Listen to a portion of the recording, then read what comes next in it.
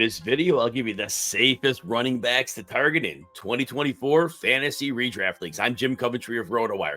Let's start out with Breece Hall. And I know 2 years ago he had an ACL injury, but he's out of the woods. He's a year removed from that. 23 years old. We love running backs when they're young. Anybody can get hurt, but the probability seems to be a bit better for these younger running backs. Breece Hall should be very consistent and a high-level performer, and I really believe he can push Christian McCaffrey for the top spot in the running back position this year. Now, with Breece Hall, last year, the whole offense was a mess. Terrible quarterback play. Offensive line was a wreck. And Breece Hall had to find ways to get it done. Now, he only had 4.5 yards per carry, which for him is human. But in that situation, defenses could play downhill against him. They could load up to stop him. And yet he still had 4.5 yards per carry. But the thing was, Breece Hall got it done as a receiver. It was insane. Now, remember, the first 4 weeks of the season, he only averaged 22 snaps and 9 touches because he was recovering from that ACL. But from week 5 on, I said, as a receiver, he just got it done. 8 games with at least 5 catches, 7 games with at least 40 receiving yards, 5 receiving touchdowns. Now, maybe this year he's not needed as a receiver. He'll certainly catch the ball some. All that said, we know he's an elite runner. This year, the offensive line, 4 major additions to that line. This line should, in theory, go from being maybe the second worst in the league to being league average, maybe better. Aaron Rodgers takes over for that horrible cast of quarterbacks. But even if Rodgers doesn't make it through, I know he's not an earth-shattering game breaker, but Tyrod Taylor, honestly, is better than the Zach Wilson and company mess they had last year. Defenses will have to respect the passing game. Breece Hall rushed for 5.8 yards per carry as a rookie. That could be in play again this year. Dynamic, explosive, young running back. So yes, safe in Breece Hall. Now for the next running back, I hate to bring up an older running back because that and safe do not belong in the same sentence. But how do I not bring up a 30-year-old Derrick Henry? Derrick Henry has been the model of durability. Now in 2021, he broke his foot. All right. Is what it is. He missed half a season. He's still at 937 rushing yards, 10 touchdowns, like 1,100 and change scrimmage yards. But other than that, Henry rarely ever misses time. And last year, you could say he was dropping. Now, in 2019, 2020, he was 5.3 yards per carry.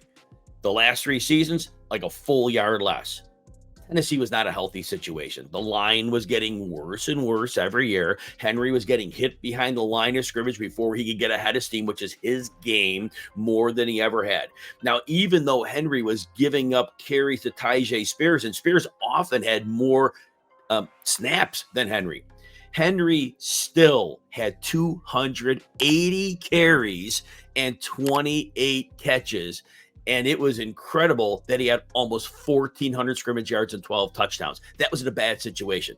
Now, Henry gets Lamar Jackson, the ultimate RPO quarterback. You're going to see linebackers and defenders on their heels instead of their toes. They were on their toes driving down at Henry the last couple of years. Now, is Lamar Jackson going to run by himself? Is he going to give it to Henry? Is he going to take it back and throw? The linebackers are going to be in a real quagmire.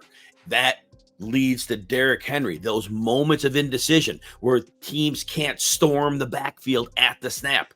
Henry is going to be there to take full advantage of that. And don't forget, despite the lower yard per carry the last few years, Henry was still 86th percentile in broken tackle rate last year, 77th in yards after contact. That is near the top of the league.